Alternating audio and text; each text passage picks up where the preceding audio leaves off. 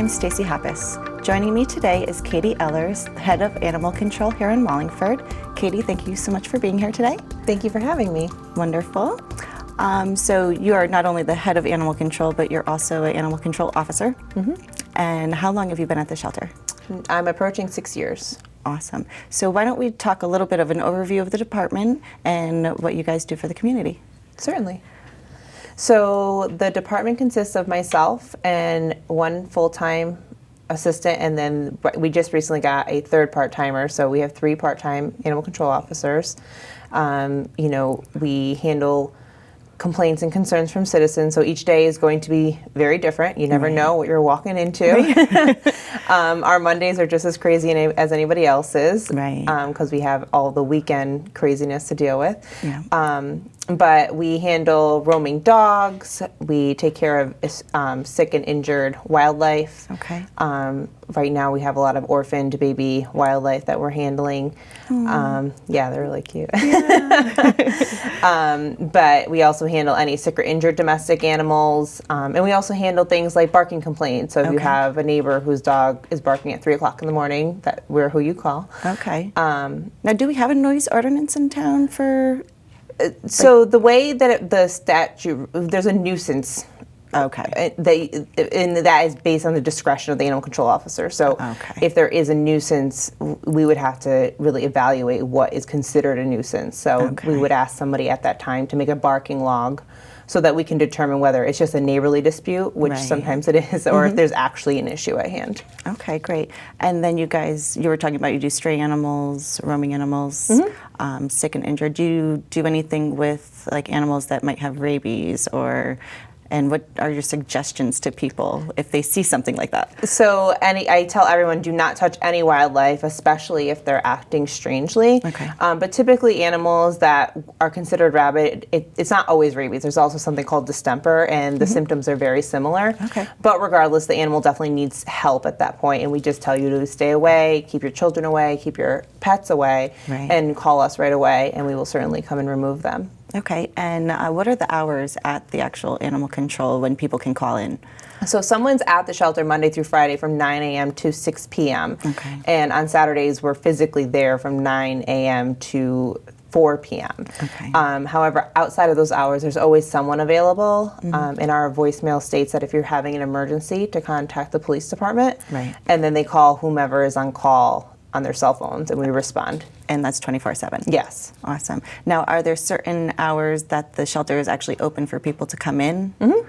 Because that's not the full 9 to 6. Correct. Okay. Yep. So we're open for people to visit the shelter from 1 to 5, Monday through Friday, and then on Saturdays from 10 to 3. Okay, and then do you guys also do things with adoptions? We do. Okay. Yeah. So currently we have dogs and cats up for adoption. We also have a baby hamster looking for adoption. So the animals that are available vary depending on what's come in or what's been surrendered or what we've picked up roaming. Right. But typically we just have dogs and cats. Okay. And if anyone's interested in adopting a pet, where could they find the animals? So we do have a website, but that doesn't list the available animals. So our Facebook is very active, and we post all of our animals as frequently as possible. Okay. And we'll put your Facebook on the screen so that people can check that out. Thank you. And then why don't you tell us a little bit about some of the additional tasks that you do as head of the department? Sure.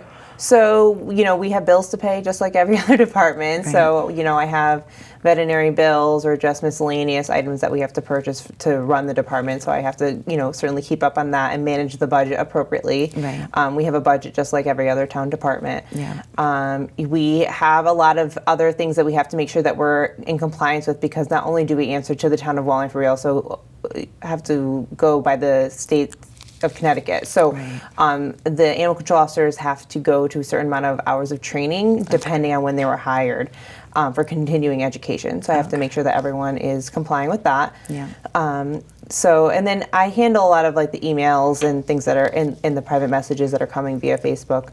And a lot of complaints come through those electronic channels too.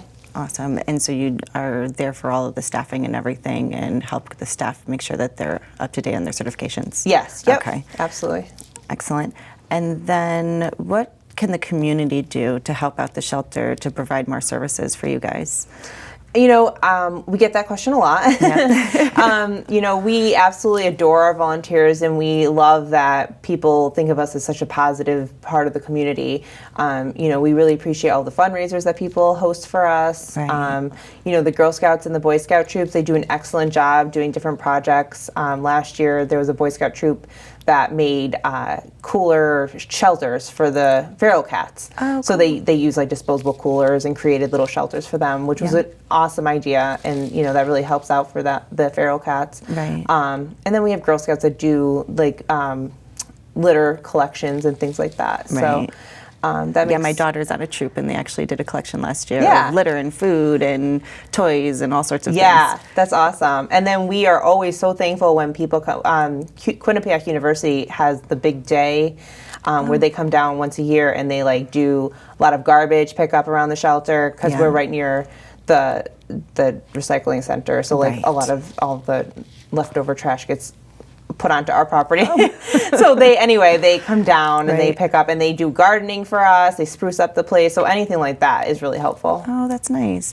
And then are you guys looking for any donations right now?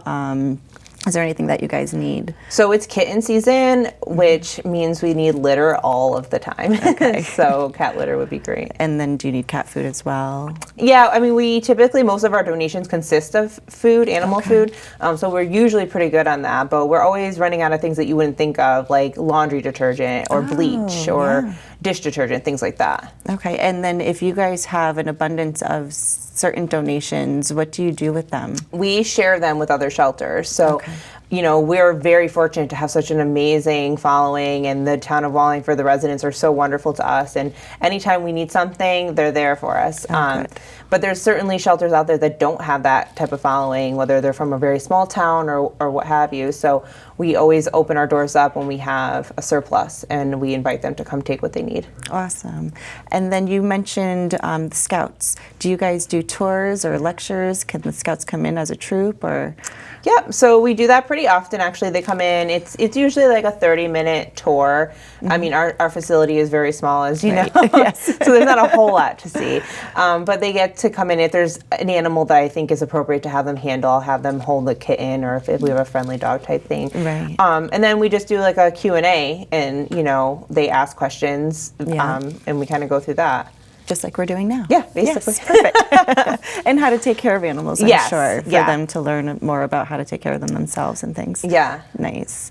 And then volunteers, how are you guys doing with volunteers right now? So we have a very committed group, a core group of volunteers that come every single day, rain or shine, at 12:30. Oh, wow. And they're amazing. And they have their little routine that goes on. But we're always welcoming of other people to come in and join them. But we do have a pretty strict schedule for volunteers. So it's not the type of thing where we just have people come whenever. Right. So it's better off for people that are looking to volunteer to either call first. Of course. And make sure that you guys have something for them to do. Yes, Yeah. definitely. And do volunteers walk dogs or just help clean the place or?